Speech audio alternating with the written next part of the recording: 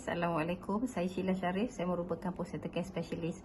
So, kali ni saya nak kongsi satu lagi tajuk. Bagaimana kita nak mengenal suami kita sedang mengawasi kita atau sebenarnya dia prihatin dengan kita. Okey. So, Kak Sheila nak cakap dari segi pengalaman Kak Sheila sendiri yang pernah menjalankan postnatal care service rumah ke rumah customer. Okey, tapi sekarang kita ada dah ramai tim yang kita buat di seluruh Malaysia. So, kali ni Kak Sheila nak kongsikan bagaimana kita sebenarnya diawasi atau sebenarnya suami prihatin dengan kita. Okey, so salah satu je adalah suami kita kerap bertanya. Okey, boleh bertanya, bukan tak boleh bertanya, boleh bertanya. Tapi kalau kita tengok balik, adakah dia terlalu kerap bertanya sampai kan kadang-kadang perkara remeh-temeh pun perlu ditanya. Contohnya perkara itu kita lebih tahu atau kita boleh refer kepada orang yang lebih tahu. Contohnya daripada segi co-farmer lady tu umur dia berapa, ya, co-farmer lady tu dah kahwin ke belum, contohnya co-farmer lady tu nanti datang seorang atau dengan dua orang. Jadi sebenarnya apabila kita mengandung, kita perlukan servis rawatan selepas bersalin ataupun postnatal care. So kita sebagai wanita yang selepas bersalin perlukan perhatian, bantuan dan orang menguruskan anak kita supaya kita lebih cepat sembuh selepas bersalin. Tapi tak ada kena-mengena kalau suami kita tanya tentang co-farmer lady tu umur dia berapa. Okey, ataupun dah kahwin ke belum. Jadi perkara-perkara itu sebenarnya soalan yang remeh-temeh. Tak perlu pun dia ambil tahu asalkan co-farmer lady tersebut buat kerja dengan baik. Dan sebenarnya orang yang menjalankan postnatal care ni, dia boleh advise apakah yang sepatutnya servis yang diambil dan sesuai dan berapa lama. So biasanya mereka akan advise tempoh berapa lama untuk kita kembali sembuh. Boleh kita menguruskan ahli keluarga kita. Itu salah satunya, ya, soalan yang selalu suami tanya, perkara yang remeh-temeh. Yang kedua, kita juga pernah berhadapan dengan suami yang cemburu.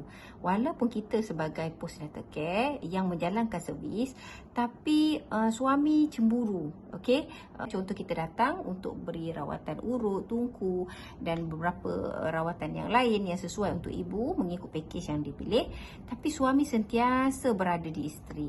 Dan kadang-kadang si postnatal care tak bebas berbincang atau bercakap atau berkomunikasi dengan wanita selepas bersalin kerana kadang-kadang kita perlu bertanya secara santai untuk kita dapat tahu apakah perasaan, emosi si ibu ni agak stabil atau tidak.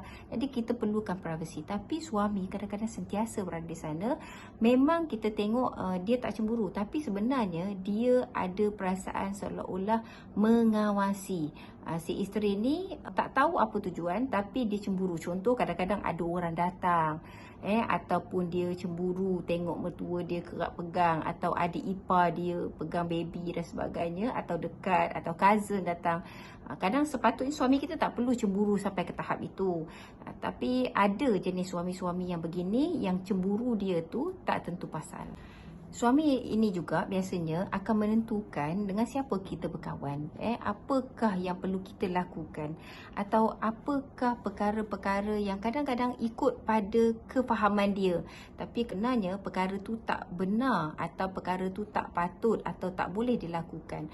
Jadi dia akan menentukan atas segala apa yang dirasakan betul bagi pihak suami, bukan untuk isteri. Contohnya kalau isteri nak berkawan, dia rasa selesa berkawan dengan si A, tapi dia kata saya tak suka awak berkawan dengan si A sebab si A ni begini dan begini. Tapi sebenarnya si A tu baik dengan kita dan kita rasa selesa dengan dia, kita nak bercakap dengan dia. Jadi suami ni dia ada sifat yang suka mengawal, menentukan dengan siapa kita patut berkawan. Kadang-kadang sehinggakan dengan adik-beradik kita sendiri pun dia akan menentukan dengan siapa kita patut bercakap, atau perlu tak kita teruskan, atau perlu tak kita perbaiki hubungan kita dengan adik-beradik jika ada masalah sebagainya. Suami seperti ini sebenarnya dia mempengaruhi perkara negatif terhadap keluarga kita kerana dia menentukan apa yang patut kita buat, apa yang tak patut kita buat. Jadi kita tak ada identiti sendiri atau kita tak ada keputusan untuk kita buat bagi pihak kita. Biasanya suami seperti ini, dia kurang sensitif terhadap emosi kita, perasaan kita.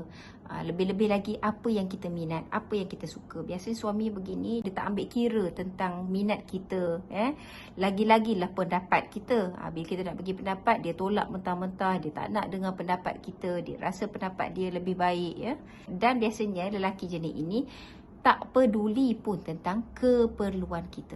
Keperluan kita tu kadang-kadang kita dalam berpantang, kita perlulah ada beberapa perkara yang perlu kita beli baru. Tapi dia kata tak payah, dekat rumah kita ada, kita boleh pakai lagi, kita boleh berjimat. Alasan dan alasan. Tapi sedangkan bukan dia yang bayar. Kebanyakannya isteri yang bayar kerana isteri bekerja. Tapi disebabkan kita terlalu mengikut dan kita menghormati suami, kita mematuhi suami. Tapi suami tak memahami tugas, tanggungjawab yang sepatutnya dipahami oleh suami, iaitu menyenangkan hati isteri, menyeronokkan hati isteri, dan kadang-kadang perlu mengikut kemahuan isteri walaupun agak mengarut. Kerana itu membuatkan isteri bahagia. Jadi ini adalah simptom-simptom suami yang sebenarnya mengawasi, bukannya prihatin, tapi mereka lebih kepada mengawasi. InsyaAllah Kak Sheila akan kongsikan lagi di video akan datang.